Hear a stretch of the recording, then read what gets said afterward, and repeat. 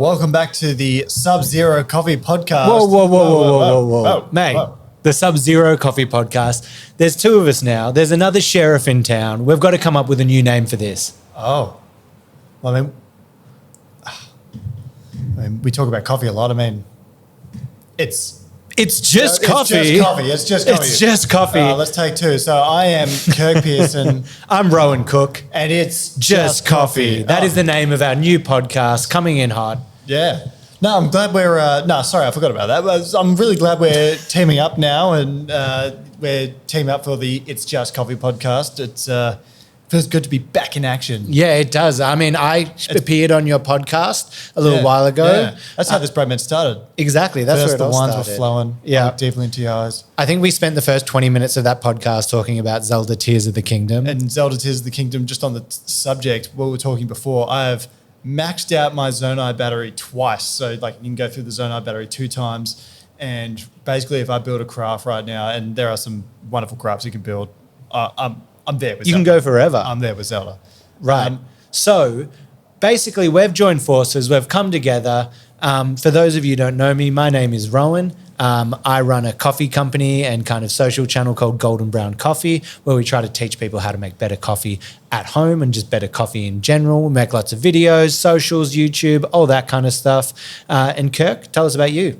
Yeah, so I formerly hosted the Sub-Zero Coffee Podcast where Rowan and I first met. So I interviewed Rowan and I think we decided it was so good that it's like, well, okay, well, let's just do this together in perpetuity. So here we are. But I just started my own cafe, which we'll touch on in a bit. I just started my own cafe, which is called Project Zero Coffee.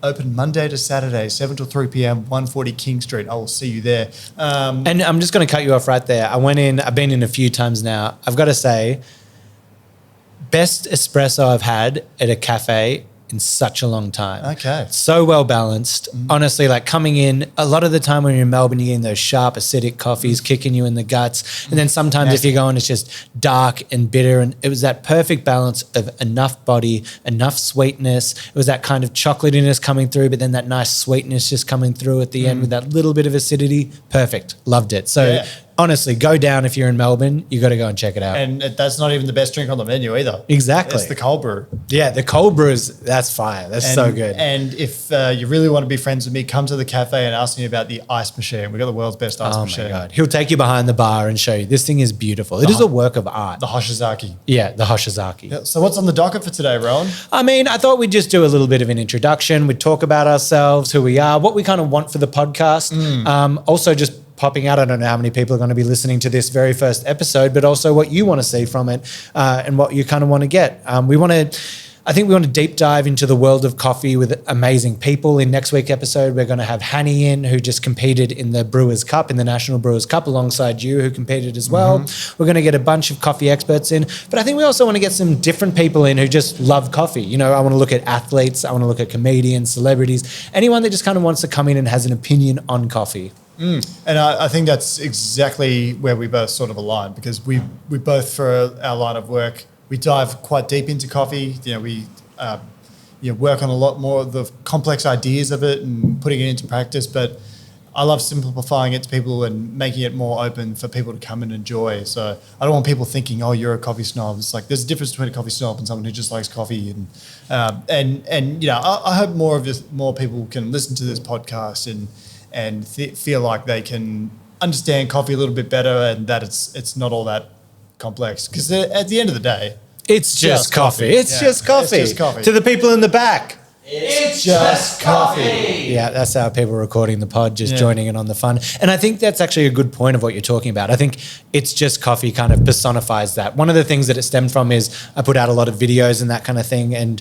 when they get a lot of views, you start getting people into that are not from the coffee world. And one of the most resounding comments that you get is, "It's just coffee," followed by a lot of rude words and that kind of thing. And I thought it was kind of a nice way, as we talked about it, to also just bring us down to earth when we're diving too deep into the sauce and doing that. Like, at the end of the day, it is just coffee. And that's the best thing about it. It's coffee, love it, and enjoy it however you want. Yeah, well, I guess that's one of the things I love about coffee. There's one for everyone. There's decaf. If you don't like it, I mean, there's literally one for everyone. So I think, Speaking of one for everyone, one of the segments, I think we want to come up with some segments. Obviously, over the next few weeks, we'll come up with some different stuff. We'll bring it in. But one of the things I want to do is when we have a guest in is ask them what's their go-to order and what do they like. And so I guess there's no better way to start than right here with you, with Kirk. What is your go-to order? If you could only have one coffee ever again, you had to have it, what would it be? Actually, no, that you'd probably say something wild. Just what's your go-to coffee, your everyday coffee?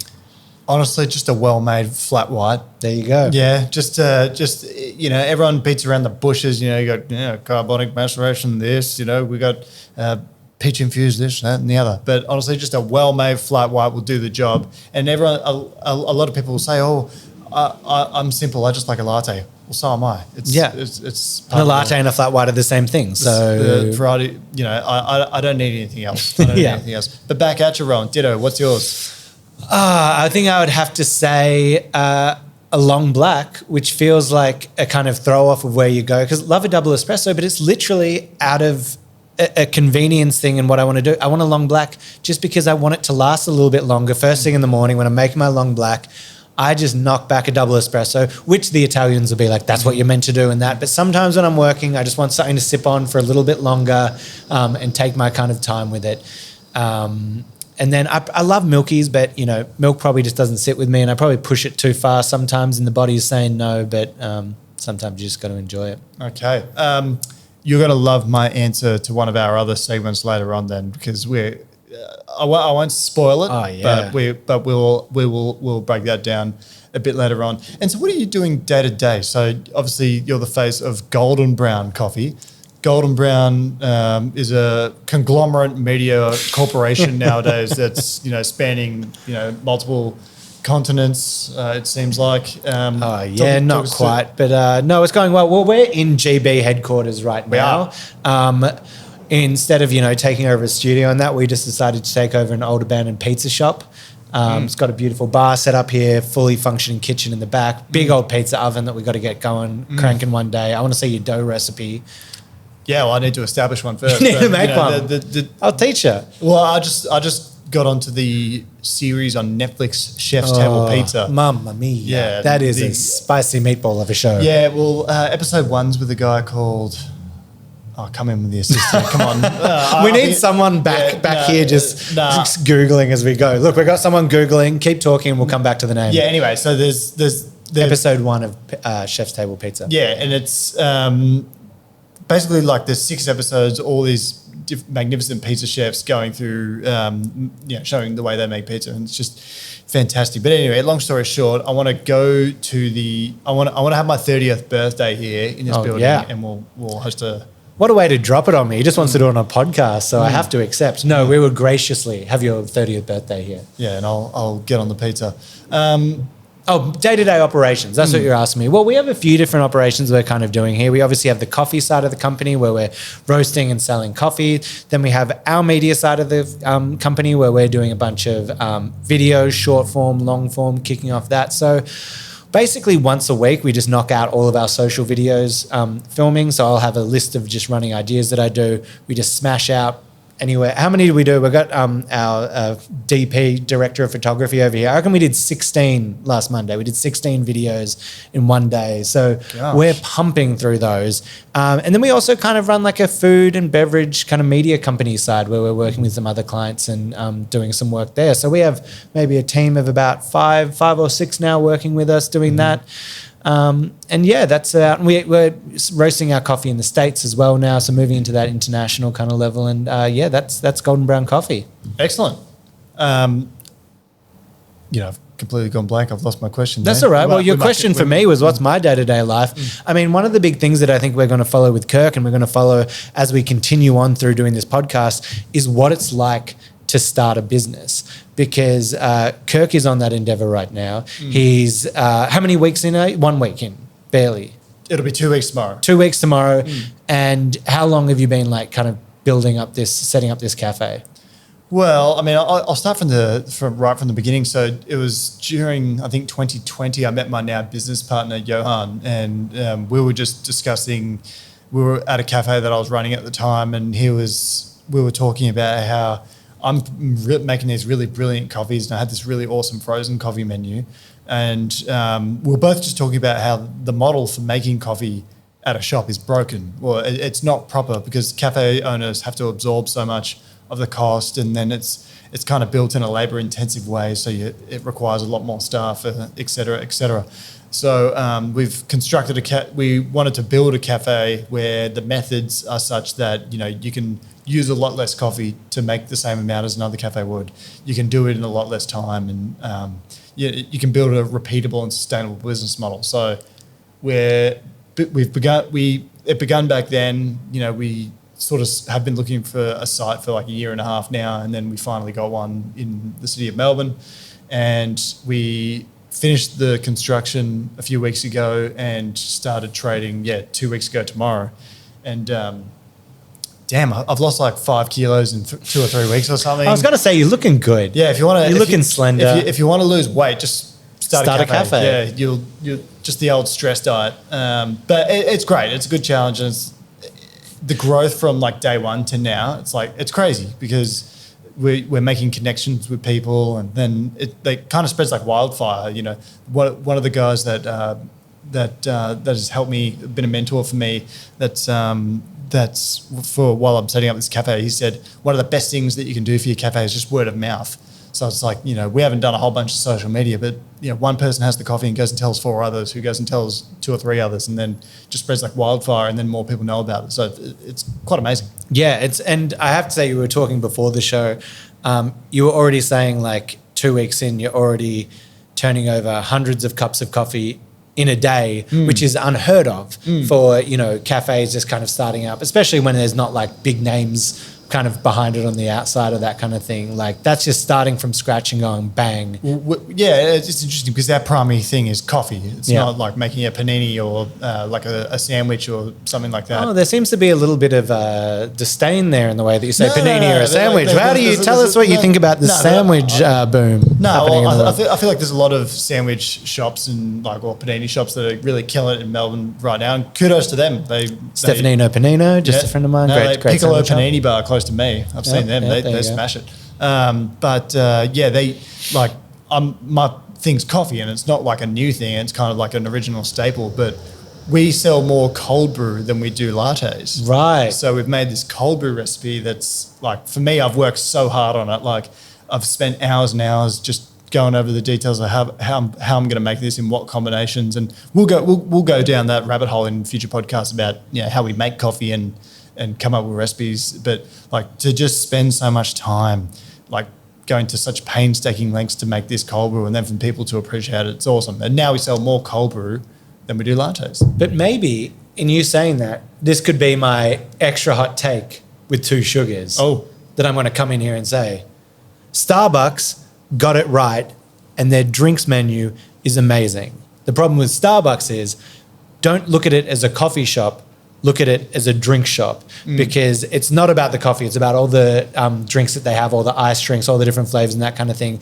And I think we're starting to see that come through into the Australian culture and into cafes, and maybe not the broad menu, but we're starting to see more signature drinks that are kind of using coffee as a recipe. The iced coffee that you're making is probably a lot more coffee forward than that. But I think it's interesting to see all the different signature drinks that we're seeing pop up with different ingredients, different bitters, creams, all that kind of stuff. I actually really enjoyed it and found it like really refreshing. Can I just go ahead and give a spicy take with 1 sugar now? There we go. Just chili coffee, yeah. Yeah, I feel like the Melbourne coffee scene, having worked in it for so long, is quite boring at the moment. And the Melbourne coffee scene is quite boring. Yeah, as someone that's worked in it, I feel like it's, you know, for me, I always like growth, and I don't feel like anyone's really doing anything differently. You know, there's constraints around that as well. Like, you know, everyone's got budgets, and, you know, not everyone's day-to-day is, just keeping up is, you know, sometimes a challenge for being a cafe owner. So which I'm learning now. I agree with you completely. And as well, in the coffee scene, there's now, back when I first started, there was only a few good coffee shops. Now you can't walk 1 block without getting a really good coffee. So you got to go out and do something interesting. You got to go out and do something different,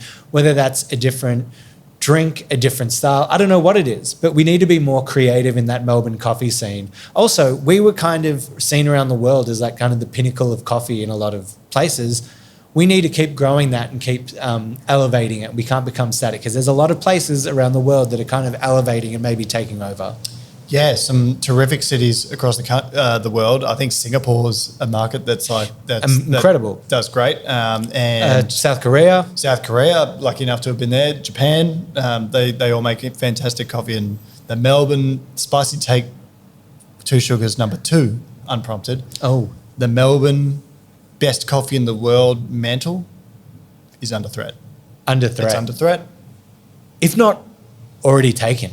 If not already taken. Okay. Maybe. I mean, we do have the barista champions coming in there, but I think from a culture, you can't just pin it off who's going to be the barista champion of the year. I think it needs to be built off that culture and what that experience is. Yes. And look, let's just put it out there as well. No, running a cafe or owning a cafe, developing new things, it's not easy. I think part of why I was saying before, I lost a bit of weight in the last few weeks. I honestly feel like it's because I've been drinking so much coffee. I'm getting so dehydrated, and like there was one night where I just sat at home ill. I'm like, oh, because I drank. It's pulling and it pulls the water out of you as well. Coffee, so you're just getting shredded too. Is your 6-pack just like pulsating? No, unfortunately not. Damn no, that part didn't happen for me. But yeah, like the Melbourne coffee scene, it's great, it's vibrant, and it is always going to be one of the best, one of the OGs. But we're going to make it greater. Yeah. Again. Make it greater again. Yeah. Donald Bean coming in with the hot tag. Yeah, and please don't take that as a political thing. We're going to I'm going to get hats made, make Melbourne coffee great again. Yeah. No, I kind of like having a podcast. Let's not. But yeah. Awesome. I wanted to, and I love the idea of checking in on you each week, talking about the progress of the cafe, what you're kind of doing. I've seen you entered the Brewers Cup. I saw you trying to run a cafe. I saw the life suck out of your eyes as you were doing this, even when you've perked up now, you're here, you're feeling the vibes. That's what you do, you switch on. But when you came in, you could just see there's that little bit of like something has been taken out of you. How are you feeling mentally? And what is it like going through this process and trying to maintain relationships, trying to maintain friendships? What's that been like for you?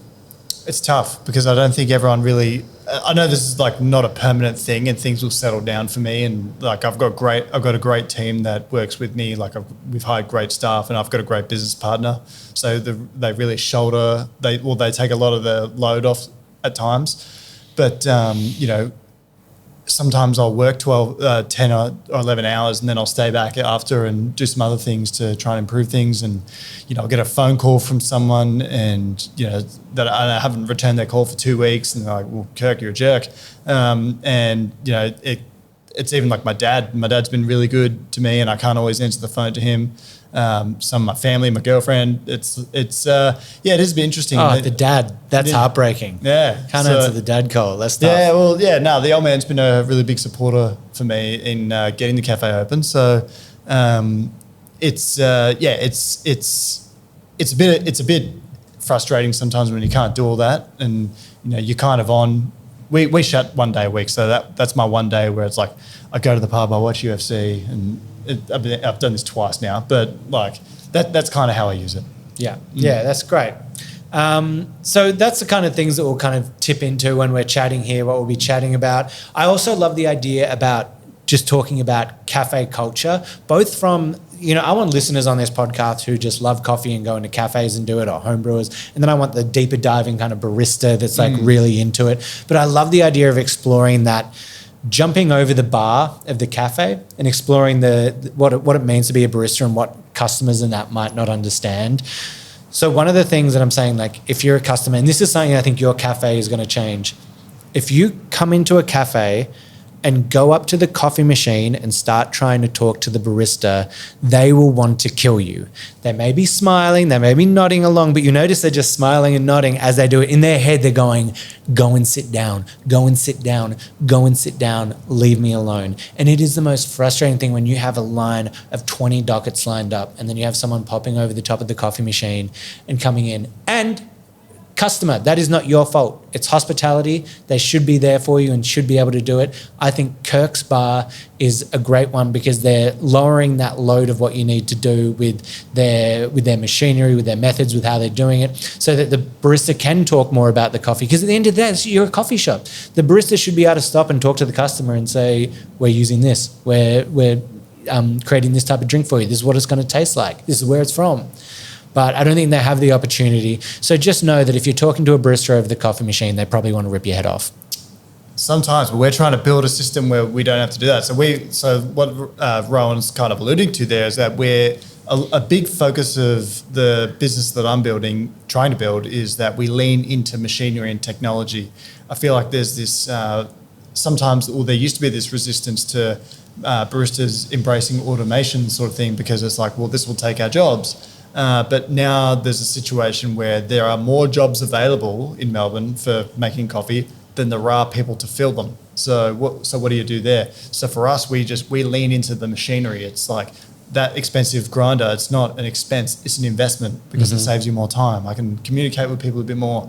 My staff, we were talking the other day about there's baristas now that have never tamped. So that's like the pressing the puck. And I feel so damn old when you tell me that there are, because I guess baristas might be in that kind of 18 to 25 range. Yeah. That these kids have never tamped before because the puck pressure's dunk, dunk. Yeah. But we've got machinery that's so precise now, that does its job so well, that we, as we've made the decision to lean into that, and so that we can, be more engaging with our customers, have a better conversation, fetch them a glass of water, give them a sample of one of the, great coffees that we've got on offer. And I feel like that's always the part. Coffee will always be a human. And it'll always be best enjoyed over human interactions. So when I say that, it's like the human, the barista, will never leave the coffee shop. I certainly hope it won't. That's the difference between us and the 7-Eleven. Yeah. But leaning into that machinery, and no one wants to lean over and steam a milk jug for 8 hours a day. Get an RSI in your neck. We do that with our phones enough. Spines are all getting curved and whatnot. Speaking of today, it's getting sore. So, I feel like that's the way it's headed. There's one thing that your cafe is doing. You might have touched on it briefly, but I think it's super cool. One of the biggest forms of highway robbery that roasters have ever done on cafes was when they sold the idea that you needed to use a double ristretto for every single coffee order made. And for those of you who don't know, a double ristretto is basically just a concentrated coffee shot. So it still comes out of both spouts, use both sides, but you pull it short. So it's meant to be more flavorful and big, but you can still have a lot of milk in it. And so a lot of cafes are just pulling double ristrettos for every shot. So they're like, I'm going through 100 kilos a week. But from what before you were getting 2 coffees out of, you're now just getting 1. And you're just burning through so much coffee without doing it. You've now got, a 25 gram dose? Yeah, can you explain this? I think this is genius. So, and look, I'll just say from the outset here, there's no one answer for coffee, because, pardon me, everyone roasts their coffee differently, and so for us to sit here and say, oh, double ristretto is bad, it's not really. It doesn't apply to everything. I don't think it's bad. I'll rip a double ristretto often. I just mean more so like from a side of like a cafe. If you're trying to make money and be efficient, a double ristretto probably isn't the way to get there. Yeah, you're not going to get the most yield out of your coffee, and so we've developed this system where we're not looking at how many. Like a basket to make one coffee. We're kind of looking at how much coffee do we use per coffee. So, for example, we're trying to lower that to about 12 to 13 grams per coffee rather than 20. So we've developed a system where we feel like we can do that by using a sort of a higher dose. And I won't give all my IP away, but am I giving away stuff here? Should I not have brought that up? No, we won't give it all away, but okay. You have to. But there's a whole science to that as well. Coffee's a lot of physics, a lot of chemistry, and a lot of mathematics. Ooh. And the police are here to pick up Kirk. Paramedics. Paramedics. Yeah. Future use overdosing on the sidewalk over there. I don't know. It'll be funny if no one can hear that in the background and we're just talking about random noises. But there was an ambulance if anyone didn't hear it. But yeah, like coffee's a lot of, and we'll dive into this in future podcast episodes as well. Coffee's a lot of mathematics, a lot of chemistry, a lot of physics, and a lot of ratios as well. So basically, we're just taking I'm trying to take a scientific approach to coffee that really the customers don't need to know anything about. Mm-hmm. They just come in, they pay their money, they get the good service, and they leave. And it's made quicker, it's made more precise, and hopefully quite delicious as well. Absolutely. And I can say that your coffee is very delicious. Thank you. Well, that kind of probably wraps us up for time, what we're talking. We just want to do a brief introduction. I tell you what, I've had a lot of fun. It's been great. I'm excited to do many more of these with you. No, I am as well, but there was one spicy take I wanted to include before. One more spicy we're take. still going. One more spicy take. Man, we're getting through all of these. We won't have any more left for the rest of the shows. The long black is going. Oh, the long black? The long black's out. Why? Because filter coffee's coming back in. Filter coffee. Filter coffee, people. It's a less harsh, more delicious, long black. I'm sorry, Rowan. Yeah. And it's quicker to make. It's just like, it's 0 calorie and you feel great drinking it. So filter coffee's in, long blacks are out. That's a hot take. Yeah. And I disagree with you completely. All right. Did you give a spicy take before?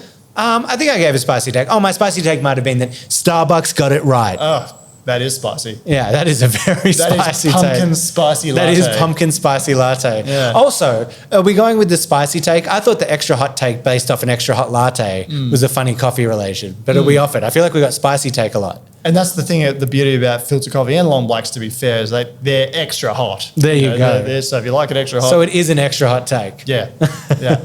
But, that's hell of a way to wrap up the first episode, Rowan. And put it there, Governor. Pleasure. That was so much fun. And remember, it's just coffee, guys. It's just coffee. coffee. It's just coffee.